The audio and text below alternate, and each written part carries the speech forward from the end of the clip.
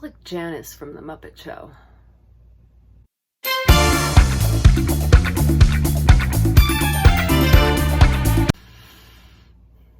Hi there. I don't know what this is about, but I did it, so we're just gonna commit to this. This is how I greet people now. Hi, I'm Whiskey Darling. Welcome. If you have subscribed to me, welcome back. If you're new, hey, how you doing? Thanks for stopping by. I am a fledgling YouTuber trying my best to make good videos, I guess, and I primarily focus on makeup, and I talk about a lot of stuff while I put on some makeup. Well, eyeshadow.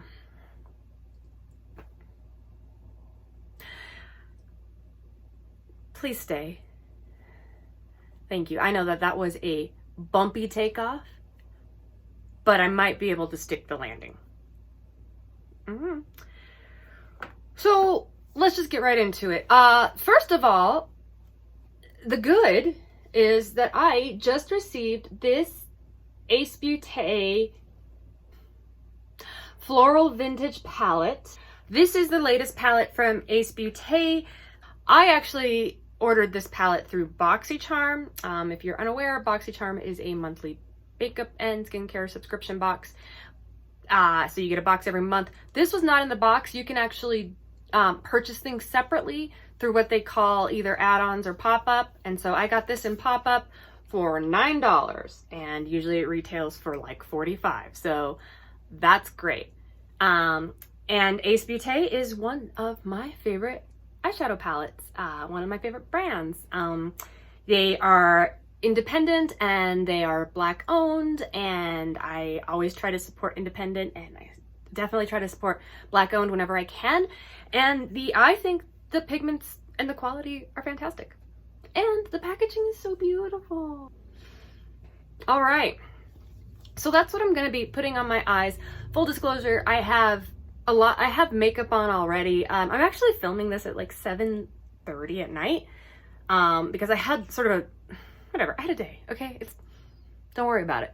I'm here now. So if you can tell, there's like a little bit of green on my eyes still. I am lazy and I did not wash off my previous look. I just layered eye primer over my eyeshadow look, and so that's what happened. But I'm gonna try a different look. The green might bleed through, it might not. I don't know, man. Just come on this journey with me together, okay? While I put on this makeup, or this eyeshadow, I am gonna talk a little bit about vaccines. I just wanna let you know right off the top, I am very pro-vaccine. If you are staunchly anti-vaccine, I realize there's probably nothing I can do to change your mind. Smarter people than me have tried and failed to convince very anti-vax people to get vaccinated. So, hey, if you want to just click on out of this video and go contract measles, by all means. Sorry, that wasn't nice. You know, if you're pro-vaccine, welcome, great. I might be preaching to the choir, or you might be sort of hesitant. And so maybe that's where I think that I don't know. I'm just going to give you some information that I found, and I did not, and when I say information that I found, it's not in that sort of way that like your old uncle on Facebook says, oh, I did my own information or did my own research. No, I actually went to like trusted sites like the Mayo Clinic. Also, heads up, there might be a ton of edits in this because I really want to, I'll be consulting all the information I saved on my iPad quite a bit just to make sure that I'm not giving out any false information. I don't want to add to the problem. So if it seems like there's just a lot more edits and jump cuts than usual, that's why. And I also want to say that I am by no means saying to just blindly trust authority. I think you can be pro-vaccine and pro-science and pro-facts and in truth, and also have what they call a healthy distrust for authority. These ideas are not mutually exclusive. let's get into this. Here's the colors in this palette. Very pretty. Very sort of almost fall. I also heard, and I don't know if it is starting with this palette, but they have reformulated their eyeshadow. I didn't see anything wrong with their eyeshadow in the first place, but apparently they're reformulating it to make it a little bit better. I told myself that I wouldn't, every single video I've done up until now, I have sort of an orangey yellow pinky look going on. So I want to do something a little bit different, but I think I want to use the green, and let's just spin the wheel of fate.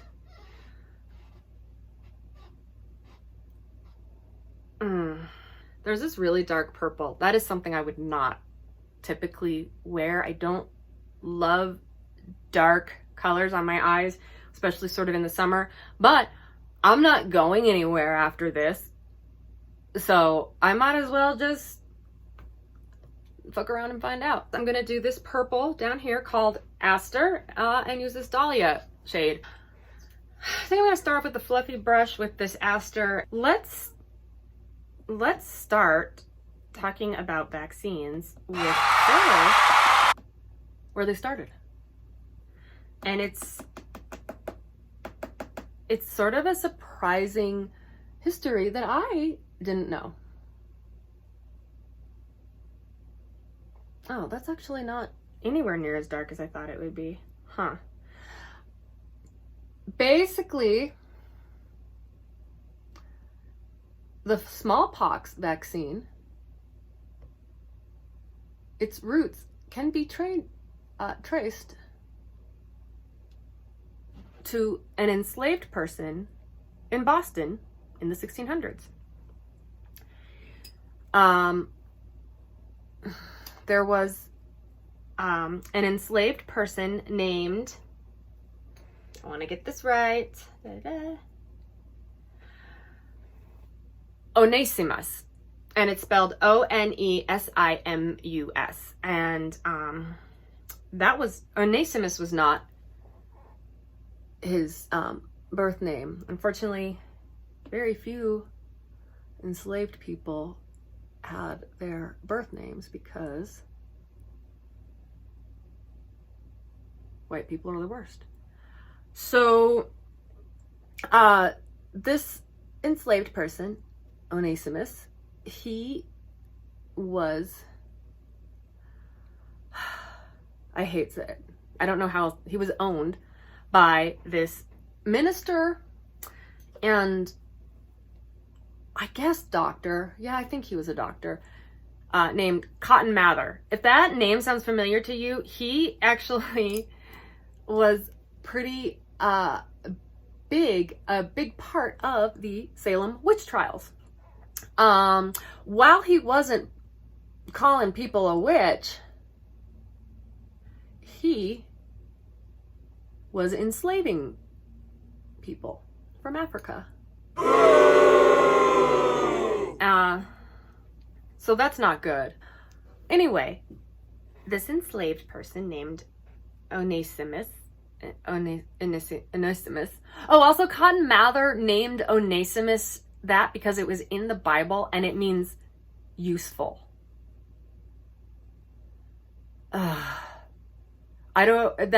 To me, that's just so fucking disgusting to name a person who you have enslaved, to name them useful. Like, that's, ugh. So that is the origin of his name. And so from what I can tell, Cotton Mather didn't necessarily like Onesimus that much, but he did listen to him regarding one thing. Oh, I need to back up a little bit. So at the time, there was a huge smallpox infection that was like sweeping through Boston and the sort of Boston area.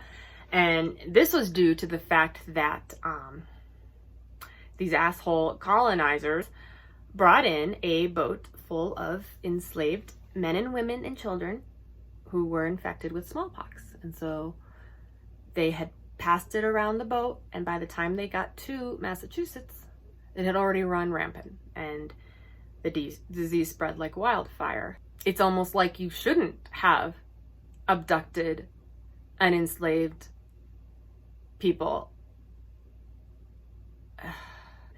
Jesus fucking Christ. So Onesimus told Mather that he had smallpox once and it went away and he never got it again. And Mather found this interesting and asked him how. So Onesimus told Mather that he had undergone a procedure of sorts in which he had an open wound, and they took the pus from an infected person with smallpox and put a little bit in his wound, and it healed. This procedure that had been done in Africa and in Turkey and in China, this sort of practice had been done for a while. So they kind of were on to this whole idea of inoculation. It sort of sparked that idea of how you could get inoculated from smallpox, because this man, Onesimus, had been successfully guarded against smallpox. Maybe the only good thing that Cotton Mather did is he actually believed Onesimus and he started to spread this information. He got someone else to like believe him, because at the time they thought that everyone hated what he was saying. He actually got his house like bombed because of it. Cotton Mather had a hard time convincing his fellow white slave-owning Puritans that this procedure was possible. And the reasons for that are, of course, racism and religion. So people, I mean, just the fact that Cotton Mather had gotten this information from an enslaved African man made people distrustful, because just like today, people back then were awful. So they did not trust because of the source. It also angered the religious community, which is ironic because Cotton Mather was a minister, like a very devout Christian zealot type figure. But he got other ministers and pastors and men of God were very upset, and they thought that this was blasphemy, and they said that it was God's will for people to be exposed to infection. Whatever. Mather managed to convince one physician that this information could be helpful, and they together managed to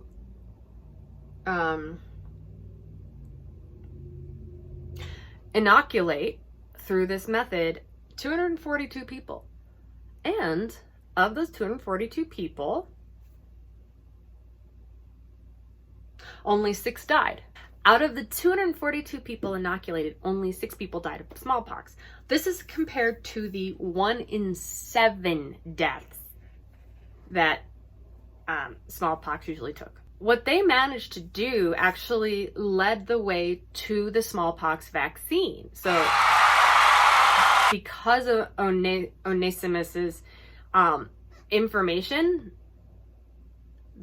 later a smallpox vaccine was able to be developed. It was in 1796 that Edward Jenner developed an effective vaccine that used cowpox to provoke smallpox immunity. And of course, because people, at the time there was a pushback, because people thought that if you were injected with cowpox, you would turn into a cow. I wish I was joking. That probably sounds ridiculous to you. Hopefully that sounds ridiculous to you. But that sort of thinking is the same sort of thinking about people now with the COVID vaccine, and this whole incorrect idea that the mRNA vaccines, so the Pfizer and the Moderna, people incorrectly think that those vaccines change your DNA.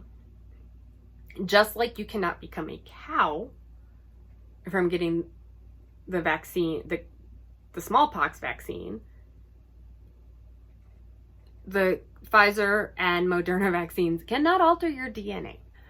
What it does is the vaccine has the RNA, they inject it into you, right? But the RNA are carrying sort of blueprints. And these blueprints tell your cells, like, hey, there's this infection. When you see it, do this. And it tells your cells how to protect themselves. The only way DNA can be changed is if something is injected into the nucleus of the cell. This vaccine, these two vaccines, do not do that. They don't go into the nucleus of the cell. Essentially, look at it this way. If you are reading instructions on how to assemble furniture, you don't then become the furniture. You just learn how to build the furniture. So you don't become an IKEA sofa from reading the instructions. You just assemble an IKEA sofa. So that's sort of the history of like vaccine. Now let's talk about the history of anti-vaccine. Anti-vaxxers. So, anti-vaxxers have been around forever. Oh my. We've got to do something about this. The anti-vax movement is rooted in racism. The anti-vaxxers use very racialized language. Here's some quotes. Declared it a filthy, useless, and dangerous rite, akin to using the charms and incantations of an African savage. That's a quote. Like with a lot of things, racist language and racist ideals can really fuel a movement for the people who want it that way. Now, these anti-vaxxers in the 20s, you would think then, because they see vaccine as so wrong, that they would have stepped in and said something. When, in the early 20th century, when Indigenous children in Canada were forced to attend residential schools, which that's a whole other thing. If you don't know anything about that, I invite you to look into it and Google it because it's heartbreaking. In fact, there's been a lot of news on the residential schools lately. Anyway, the anti-vaxxers were very silent when governments were forcing vaccination on these children without parental consent. The anti-vaxxers didn't seem to care about that. In 1900, city officials in San Francisco issued a mandatory plague vaccination for all Chinese citizens. The anti-vaxxers didn't complain about that. And of course, we know about things like the Tuskegee trials, and also the way that just medical science in general used Black people involuntarily for vaccine trials against their will. So the anti-vaxxers weren't speaking up about that. No, I mean, so there is, don't get me wrong, there's a lot of terrible history within vaccines and the way that they've been developed. I am not saying any of that is okay. The way they obtained the research was obviously not ethical. And I understand why many people in minority communities would be very hesitant about this vaccine, given our terrible history with mistreating our citizens of color. I'm gonna go with this Dahlia. The guy who is responsible for the modern anti-vax movement is this dickhead named Andrew Wakefield. Andrew Wakefield is a British doctor who, in 1998, published an article in the Lancet Medical Journal stating that he found a link between the MMR vaccine and autism. The Lancet printed this thinking that Andrew Wakefield had done all the proper research and that his techniques were above board and on the up and up. It turns out that Wakefield falsified information and he ignored the results that didn't agree with his study. Pretty much just did all the wrong things, that you just didn't follow correct scientific procedure. Now, there's something else. Wakefield only pointed out that it was the triple MMR shot. So that's when you have your measles, mumps, and rubella. He, for some reason, had no problem with the individual shots and didn't seem to think that there was a link there. Why this is important is because Wakefield was in the process of trying to develop his own triple MMR shot. So basically, allegedly, he wanted to discredit the shot that was on the market so that people would take his shot. Now, because he could get into a lot of trouble with this, he claims that in fact he was not developing a triple shot, that he was just developing a vitamin supplement. So I suppose if you want to believe him there, you can. The other thing is, he was developing an autism test kit at the same time. He stood to make $43 million off of these test kits. So of course, if he scared people into thinking that these vaccines are linked to autism, he would make money because people would want to test to find out if their children have autism. There is no link between vaccines and autism. The number one theory, the number one cause is most likely genetics. They also cite environmental factors that could be a cause. But the fact is, there is no definitive answer as to what causes autism. But it is discredited that vaccines cause autism. And this Wakefield guy, he got his medical license revoked in Britain. So he moved over to America, of course, where Americans are just like, yeah, we love junk science and mistrust and everything. And he got another guy to buy into this, and they worked at a children's hospital. Frightening. And they continued to just spew their anti-vax rhetoric.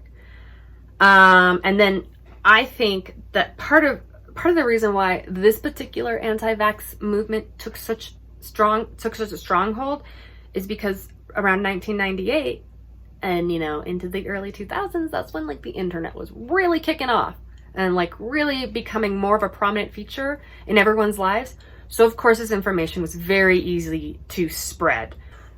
Okay, so there's that. And so this Wakefield guy, he's still making money off of all this. Now he has anti-vax speaking engagements. I personally think that we have him to blame for what's going on now because he certainly fueled that fire.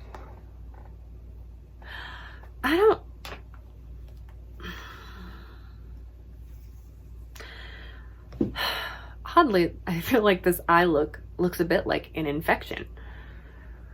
So maybe I did that subconsciously. I don't know. I think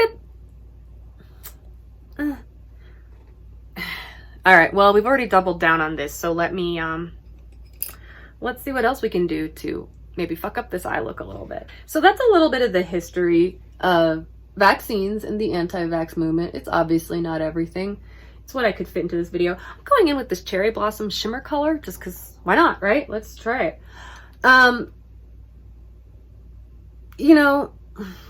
like I said, I seriously, if you are a staunch anti-vaxxer, I seriously doubt that I changed anyone's mind.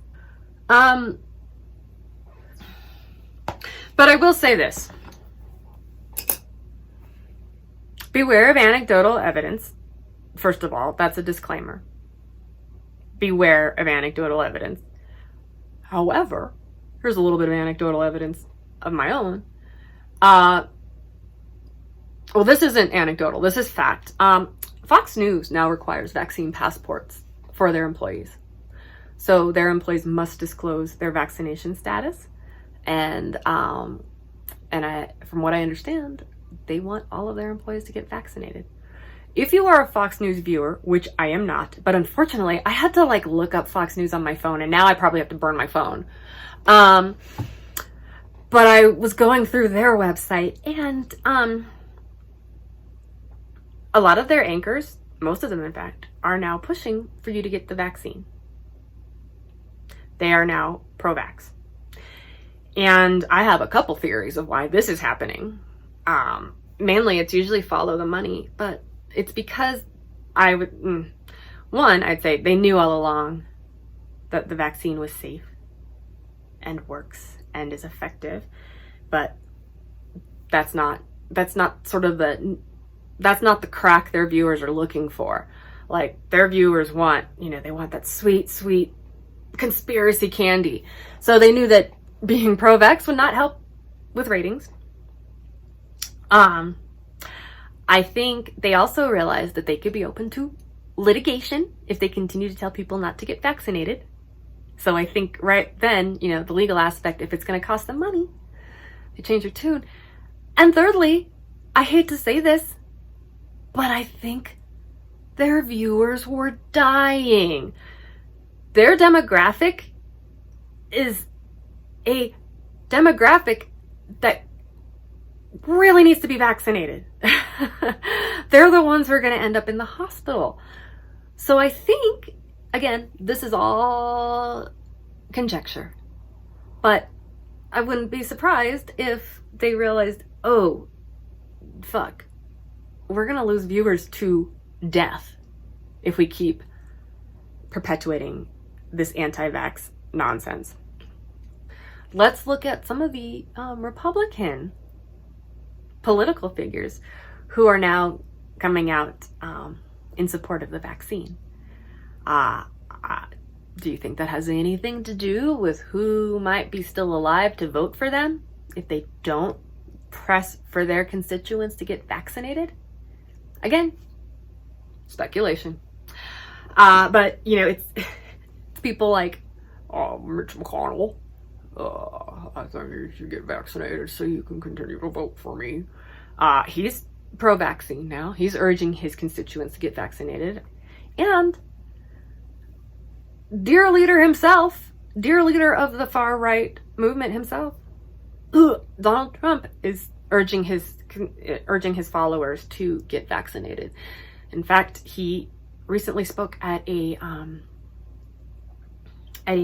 rally in Alabama and told the crowd to get vaccinated. And I hate to say this, but this is the one thing that I agree with Donald Trump on, that you should get vaccinated.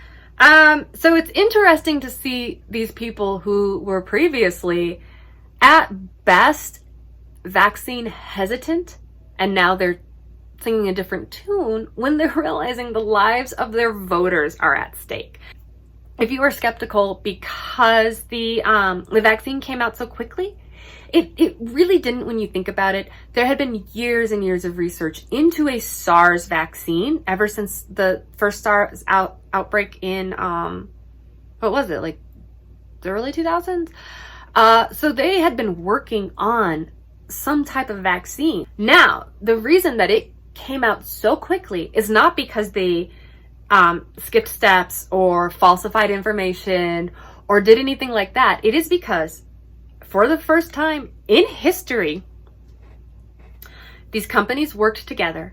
They all shared the science, and there was a global movement to fund this science. So they had unprecedented funding and unprecedented cooperation. And that's why it was able to get out so fast. And obviously they're still perfecting it. Obviously they're still working on, you know, a booster. And I think we're going to see an evolution of this vaccine, but that's how all vaccines work. I don't know if I said this earlier, but actually what prompted me to make this video is that the Pfizer vaccine finally got FDA approval today. The FDA approval is huge because I think there are a lot of people who have been saying, well, I'll get the vaccine when it's FDA approved. It's time to hold feet to fire to find out if these people actually meant that. So now the vaccine is FDA approved. And that's not to be confused with the previous authorization that I had, an emergency authorization. The reason that the FDA gave all 3 vaccines emergency authorization is because typically FDA approval takes years, 1 to 2 years at least. So they knew that we could not be going through this for another 1 to 2 years. So they had to get something on the market. And it got its authorization because all of the trials and clinical studies met the requirements. And if you want anecdotal, I got the Johnson & Johnson vaccine, which was not the popular one. It wasn't my first choice, but it was the one that was available to me at the time. And I thought it was very important to get vaccinated earlier as soon as I could, because I am around an elderly woman who is at risk, and I don't want to bring that. Also, my husband travels a lot, so it was important that we both got vaccinated very quickly. And the Johnson & Johnson was the one that worked to get us in and out and get it taken care of. I mean, had I to do it all over again? Well, first of all, if that was still the only vaccine available to me, and I knew about the very, very minimal blood clot risk, I still would have done it. Absolutely. You know, and now they're looking at boosters for all 3 vaccines. They're expected that the Pfizer and Moderna will have booster vaccines available as early as September. And then they expect the Johnson & Johnson one won't be far behind. I also, if I am understanding what I read, you can, if you got the Johnson & Johnson and you don't necessarily want to get a booster, the Johnson & Johnson, you should, I think, from what I understand, be able to get either the Pfizer or Moderna. I personally really hope that I can get the Moderna because, I don't know, you can see this shirt. It says, when it comes time to eat the rich, only Dolly will be spared. And for those of you who have been in a cave and don't know this, Dolly Parton secretly gave a huge chunk of money to the Moderna vaccine because it was being developed at Vanderbilt University, which is in Tennessee, which Dolly Parton is a big donor to Vanderbilt University. Let me just touch up some of my makeup. I don't know why, because like I said, I'm going to bed in like an hour, but whatever. I'm going to put on some mascara. Also, this is the Anastasia Beverly Hills mascara that I used in my last video. And at the time, I really liked it. With a lot of mascaras, it's already started to dry up and it's not even really a month old. So that's frustrating. It should go without saying that you won't get a microchip if you get vaccinated. Where that conspiracy theory came from is that there was a manufacturer of the syringe, I believe, for the Pfizer vaccine that had a microchip on the outside of the syringe so that you could trace that, so that the people administering the shot could trace the origin of that vial. So it's not in the vaccine, it was just on the bottle. I don't know if that's part of why this like microchip conspiracy took flight, or just the fact that people love to have a microchip conspiracy theory. So nope, that's false. It does not affect fertility. Again, it kind of goes back to like what it does to your DNA, and it's not possible to affect your fertility. Oh, the highlighter I used is Illuminating in Ireland. I really like it. It's by BH Cosmetics. They are a brand that is very, very cost friendly. They have a very low price point, and I really think the quality of BH Cosmetics stuff is fantastic. I really like their highlighters and their blush sets. Oh, and the blush I used previous to that is this Ace Beaute blush palette, also very good. So Ace Beaute and BH Cosmetics, really like those. And finally, I'm going in with this Kaleidos Cloud.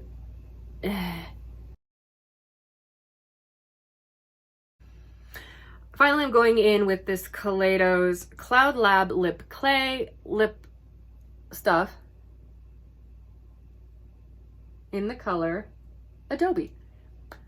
I really like this. It has a very interesting texture. It is almost like clay.